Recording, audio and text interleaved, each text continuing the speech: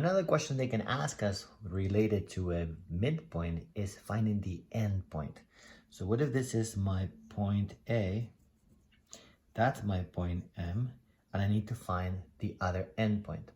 Graphically, this would not be too challenging if I have a nice grid like this one, because I'll just follow the pattern. 1, 2, 3, 4, and 1. 1, 2, 3, 4, and 1. And I can tell that that's the other endpoint.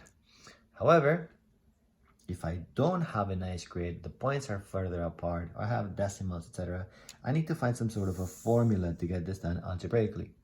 So if we remember, the formula was that the average of the x's gives us the x of the midpoint. So we can use that as two separate formulas, using the x's and using the y's. So if I know that the average of the x's is 1, I can say that 1 is equal to the average of the two x's. My x1 is minus 3. Minus 3 plus my x2, which I do not have. And then I will divide it by 2. And then I will solve.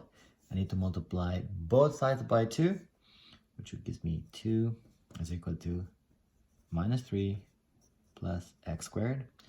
And now in order to get rid of this minus 3, I need to add 3 on both sides. If I add 3 on both sides, then this would be 5 is equal to x2. And yeah, that's right, 1, 2, 3, 4, 5. That was my x2.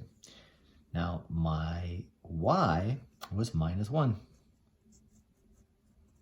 And that should be equal to my y1 plus my y2. Well, my y1 was minus 2. Plus my y2 divided by 2. Multiply both sides by 2. Gives me minus 2 is equal to minus 2 plus y2. To get rid of the minus 2, I need to add 2 on both sides.